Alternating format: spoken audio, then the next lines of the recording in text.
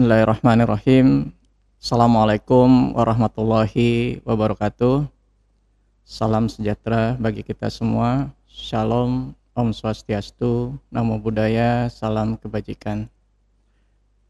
Yang sama-sama kita hormati unsur pimpinan daerah, pimpinan OPD, awak media, sahabat data dimanapun Anda berada.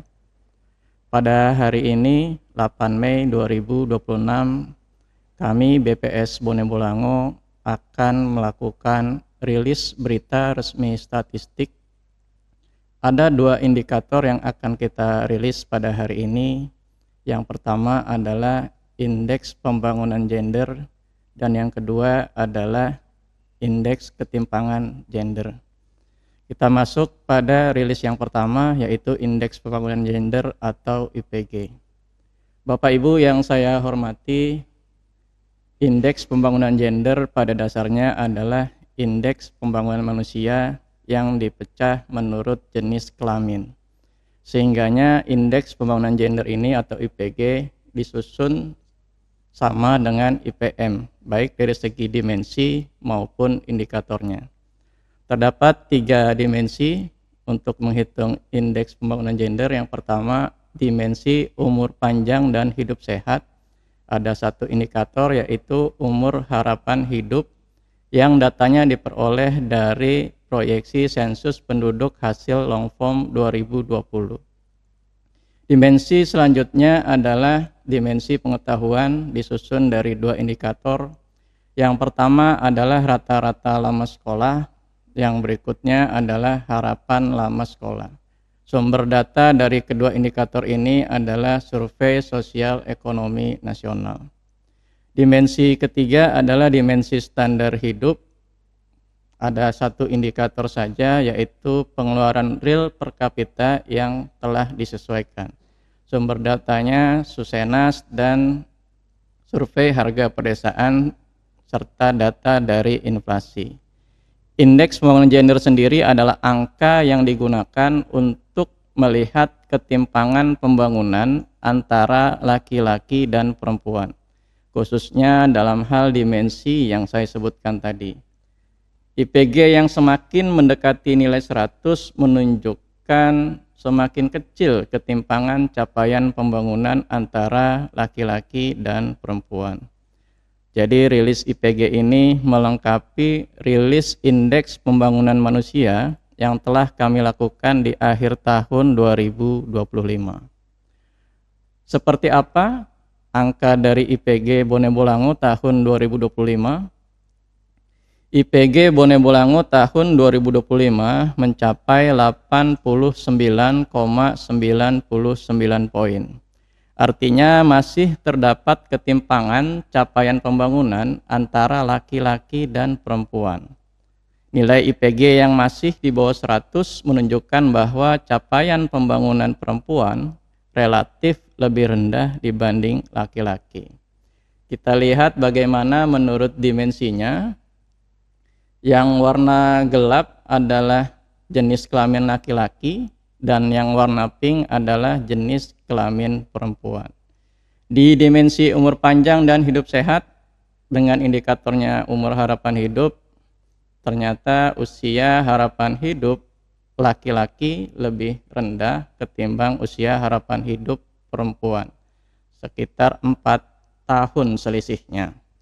Sedangkan di dimensi pengetahuan, yang pertama rata-rata lama sekolah, banyaknya tahun sekolah yang ditamatkan penduduk laki-laki dan perempuan usia 25 tahun ke atas. Lagi-lagi laki-laki lebih rendah ketimbang perempuan, selisihnya sekitar 1,2 tahun. Ibaratnya kalau perempuan dia sudah menamatkan hingga kelas 3 SMP ya, berarti 3 SMP lebih, sedangkan untuk laki-laki baru sampai kelas 2 SMP, sekitar kelas 2 SMP. Jadi gapnya seperti itu. Sedangkan harapan lama sekolah juga jenis kelamin perempuan lebih lama bersekolah ketimbang jenis kelamin laki-laki. Harapan lama sekolah ini mencerminkan penduduk usia 7 tahun ke atas kira-kira dia akan bersekolah selama berapa tahun. Kira-kira seperti itu. Jadi di dua dimensi, umur panjang dan dimensi pengetahuan, laki-laki relatif kalah ketimbang perempuan. Namun di dimensi akhir, yaitu dimensi standar hidup layak, laki-laki sangat menonjol perbedaannya, gitu ya. Di mana laki-laki sebesar 16.649.000 rupiah, gitu ya, sedangkan perempuan hanya sekitar 6,3 juta ribu rupiah. Perbedaan ini mencerminkan kenyataan sehari-hari bahwa sangat sulit perempuan masuk di sektor ketenaga kerjaan. Ketika masuk pun hanya pada sektor-sektor informal biasanya. Berikutnya merupakan tren capaian IPG sejak tahun 2020 hingga tahun 2025. Yang diagram baris merupakan capaian setiap tahun, sedangkan yang warna hijau adalah kenaikan poin persennya. Bisa kita lihat trennya meningkat, diawali dari tahun 2020 87,51 poin dan di 2025 sebesar 89,99 poin. Meningkat 0,73 poin dibandingkan tahun 2024. Semakin capaian ini semakin mendekati 100, artinya perbedaan IPM antara perempuan dan laki-laki semakin mengecil. Pada slide selanjutnya akan kita lihat perbedaan jenis kelamin laki-laki dan perempuan berdasarkan indikator pada setiap dimensi. Namun sebelum ke sana kita bandingkan dulu IPM-nya. Yang warna coklat tua merupakan IPM laki-laki dan yang warna merah merupakan capaian IPM perempuan dari tahun 2020 hingga tahun 2025. IPM laki-laki maupun perempuan secara umum mengalami peningkatan. Pada tahun 2025, IPM laki-laki tercatat sebesar 75,51 poin atau naik 0,39 poin. Sedangkan IPM perempuan mencapai 67,95 atau naik 0,9 poin dibandingkan tahun 2024. Dari sini kita bisa lihat gapnya dari 2020 gitu ya, gapnya 73 dan 64, kita lihat selisihnya itu cukup tinggi dan semakin konvergen, makin tahunnya makin ke sini makin konvergen. Artinya selisih antara IPM laki-laki dan perempuan semakin dekat. Lanjut.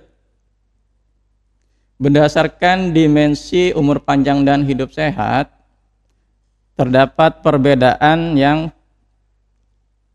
di mana laki-laki umur harapan hidupnya lebih rendah ketimbang perempuan, gitu ya. Ini ketukar nggak nih?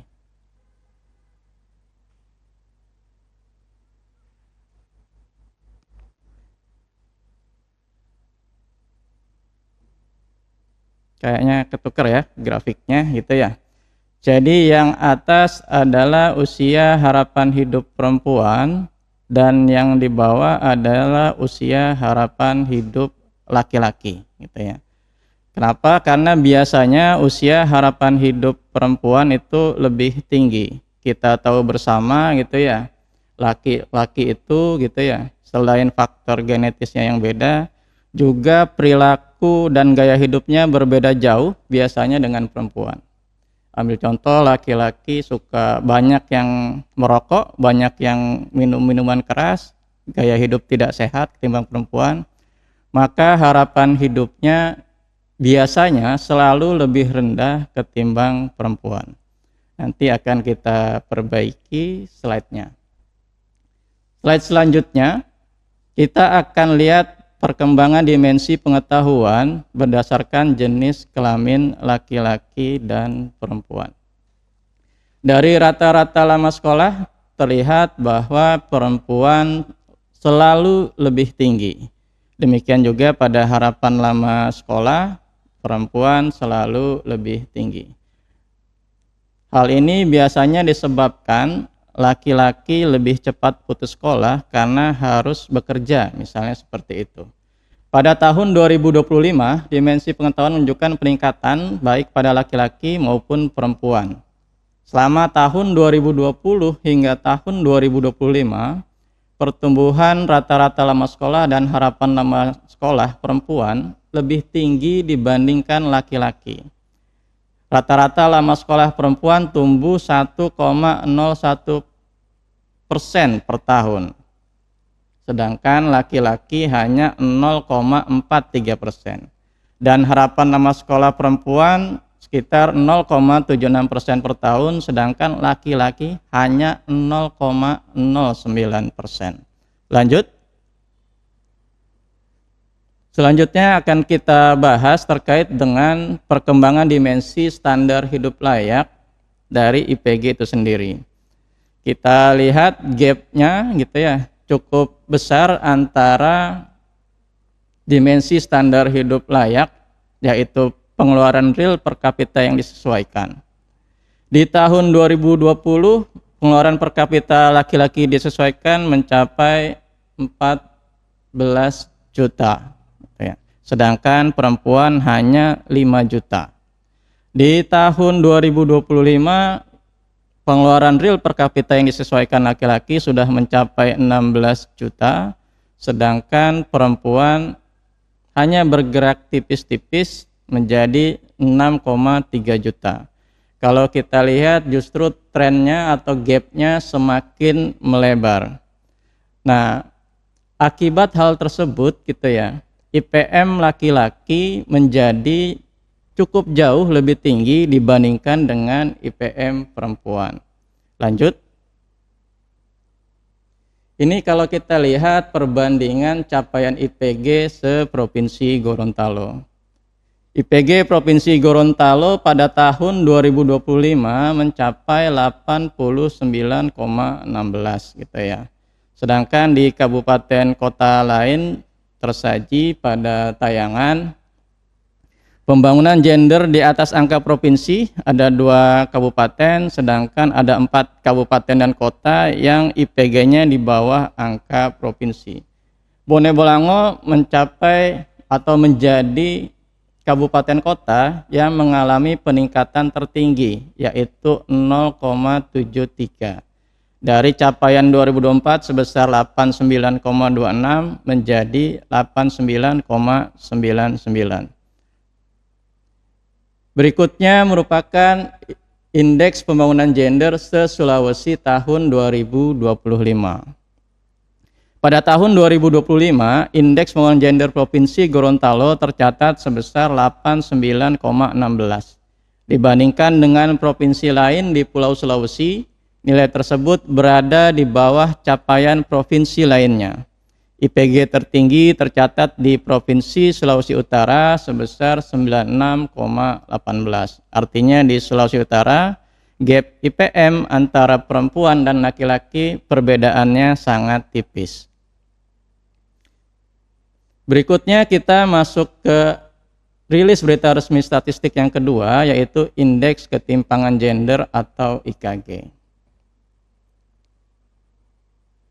Indeks Ketimpangan Gender atau IKG adalah adopsi dari Gender Inequality Index atau GII yang menunjukkan penghitungan ketimpangan antara perempuan dan laki-laki yang lebih optimal dibandingkan indeks yang ada sebelumnya, yaitu Indeks Pemberdayaan Gender atau IDG. IKG mengukur ketimpangan gender pada 3 dimensi, yaitu dimensi kesehatan reproduksi, dimensi pemberdayaan, dan pasar tenaga kerja. Untuk dimensi kesehatan produksi terdapat 2 indikator, yang keduanya diambil dari data Survei Sosial Ekonomi Nasional.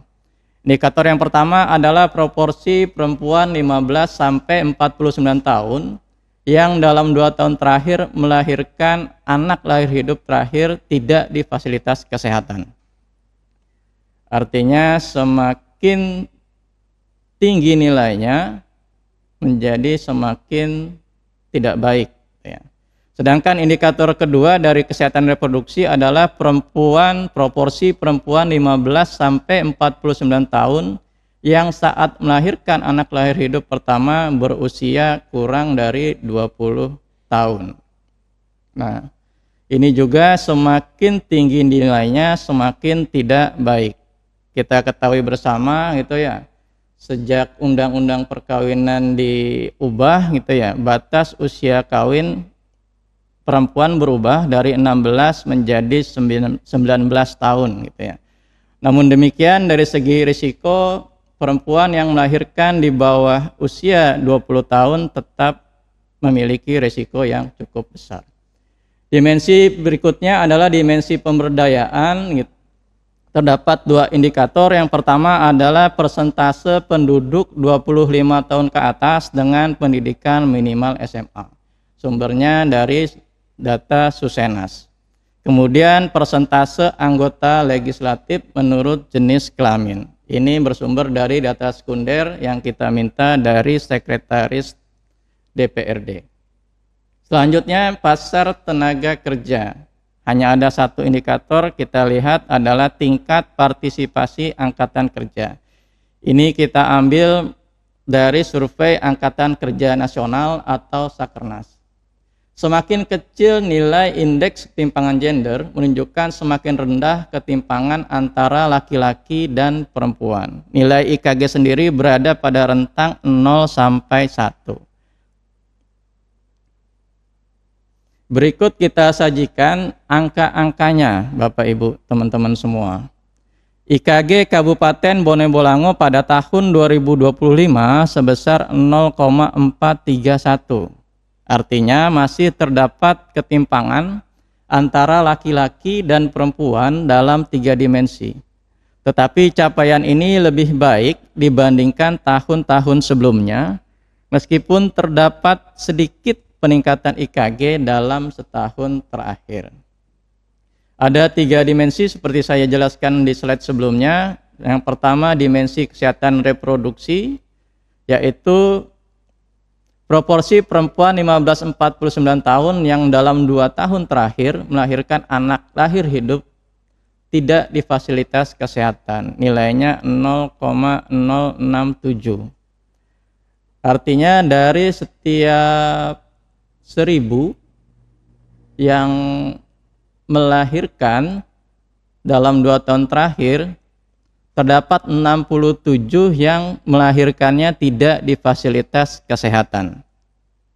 Kemudian indikator selanjutnya adalah proporsi perempuan 15 sampai 49 tahun yang melahirkan anak lahir hidup pertamanya berusia kurang dari 20 tahun. Dari 1000 perempuan 15-49 tahun yang melahirkan anak hidup pertama kurang dari 20 tahun terdapat 256. Kira-kira hipotesisnya seperti itu. Kemudian dimensi pemberdayaan ada 2 indikator, persentase penduduk laki-laki dan perempuan 25 tahun ke atas dengan pendidikan SMA ke atas. Berarti ada SMA, ada D3, D4, S2, S3 gitu ya. Yang warna gelap adalah laki-laki, yang warna pink adalah perempuan gitu ya. Perempuan lebih besar proporsinya, persentasenya hampir mencapai 40%, sedangkan yang laki-laki mencapai 32%. Ini sejalan dengan angka yang saya sebutkan sebelumnya pada saat penjelasan indeks pembangunan gender, di mana perempuan secara pendidikan relatif lebih baik ketimbang dengan laki-laki. Indikator dimensi pemberdayaan selanjutnya adalah persentase penduduk laki-laki dan perempuan di legislatif. Berbeda sangat jauh antara laki-laki dan perempuan. Dari total anggota DPRD Bone Bolango, 88%-nya berjenis kelamin laki-laki dan hanya 12%-nya berjenis kelamin perempuan. Gap besar juga terjadi di dimensi pasar tenaga kerja yang diukur melalui tingkat partisipasi angkatan kerja. Jika laki-laki mencapai hampir 86%, perempuan hanya mencapai kurang dari 50%, tepatnya 48,20%. Ini juga yang menyebabkan capaian pengeluaran real per kapita disesuaikan perempuan relatif jauh lebih rendah ketimbang laki-laki. Pada slide selanjutnya, kita sajikan tren perkembangan capaian dari IKG Bone Bolango sejak tahun 2020 hingga tahun 2025. Yang kotak adalah perubahan IKG-nya, poin perubahan IKG-nya, sedangkan yang garis adalah capaian IKG-nya. Kita lihat berfluktuasi, turun naik gitu ya. Kita pernah mencapai posisi terendah di tahun 2024 dengan IKG-nya sebesar 0,417 gitu ya. Sehingga di tahun ini naik tipis 0,014 poin menjadi 0,431 poin. Lanjut. Dari segi dimensi kesehatan reproduksi, kita sajikan tren perkembangan kedua indikator penyusunnya. Pada tahun 2025, dimensi kesehatan reproduksi menunjukkan perbaikan dibandingkan awal periode. Perbaikan ini didorong oleh salah satu indikator penyusunnya, yaitu proporsi perempuan usia 15-49 tahun yang saat melahirkan hidup pertama berusia kurang dari 20 tahun. Artinya usia perkawinan juga semakin baik di sini di Bone Bolango. Belum? Masih yang tadi? Ada sedikit catatan terkait dengan angka dari yang warna apa tuh? Orange gitu ya. Angka 0,067 poin ini gitu ya, perlu ditafsirkan secara hati-hati karena nilai relatif standar errornya di atas ambang batas 50% gitu ya, sehingga perlu hati-hati ketika menafsirkan angka tersebut. Lanjut. Berikut kita sajikan dimensi pemberdayaan dari IKG itu sendiri. Ada dua indikator, yaitu persentase anggota legislatif yang relatif stagnan, sama-sama gapnya besar meskipun gap antara jumlah anggota DPRD laki-laki dan perempuan semakin membaik. Dari di tahun 2020 hanya 4% dari total anggota DPRD menjadi 12%. Alhamdulillah menjadi semakin lebih baik gitu ya. Di indikator yang lain yaitu persentase penduduk laki-laki dan perempuan 25 tahun ke atas dengan pendidikan minimal SMA juga selalu perempuan di atas dibandingkan dengan laki-laki. Pada tahun 2025 dimensi pemberdayaan menunjukkan kondisi yang belum setara. Dimensi ini dipengaruhi oleh keterwakilan perempuan di legislatif dan tingkat pendidikan penduduknya. Kesenjangan di legislatif masih tinggi dan tidak ada peningkatan peran perempuan dibandingkan tahun sebelumnya. Jadi 2024 dan 2025 bahkan dari tahun 2024 dan 2025 capaiannya sama, 12% anggota DPRD dari jenis kelamin perempuan. Lanjut. Berikut kita sajikan perkembangan dimensi pasar tenaga kerja dari IKG. Posisi laki-laki TPAK-nya selalu lebih tinggi dengan gap yang cukup besar. Bisa selisihnya sekitar 40-an persen poin. Pada tahun 2025 dimensi pasar tenaga kerja cenderung semakin tidak setara.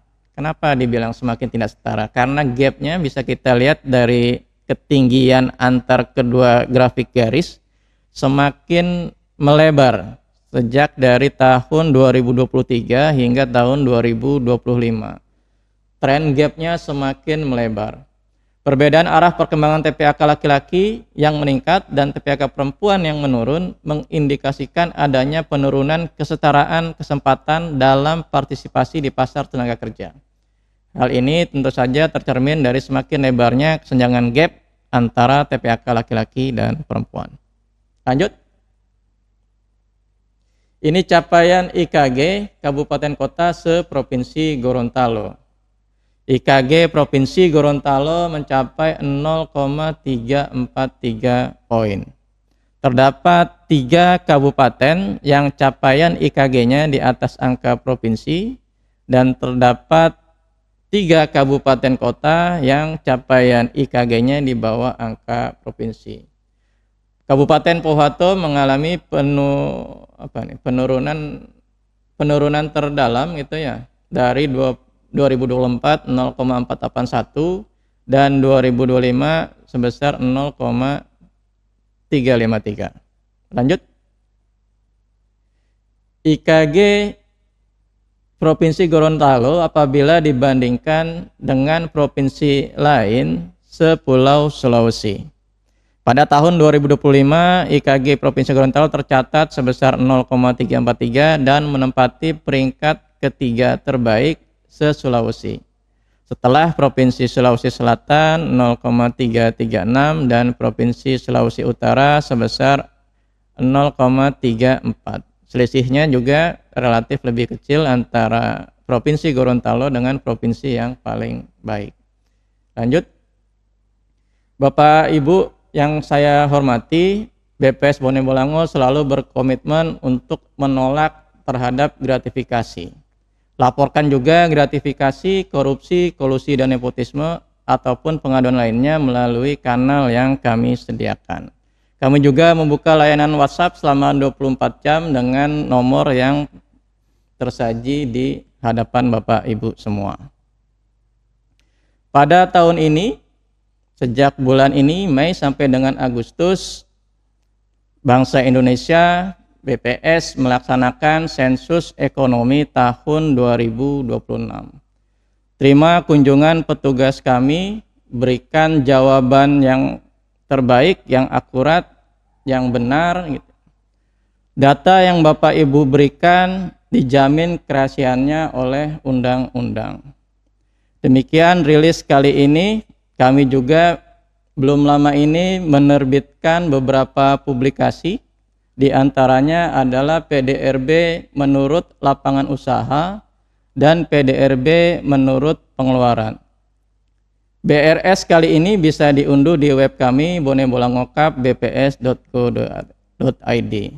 Demikian rilis kali ini, mohon maaf apabila ada yang kurang berkenan. Saya akhiri. Wassalamualaikum warahmatullahi wabarakatuh.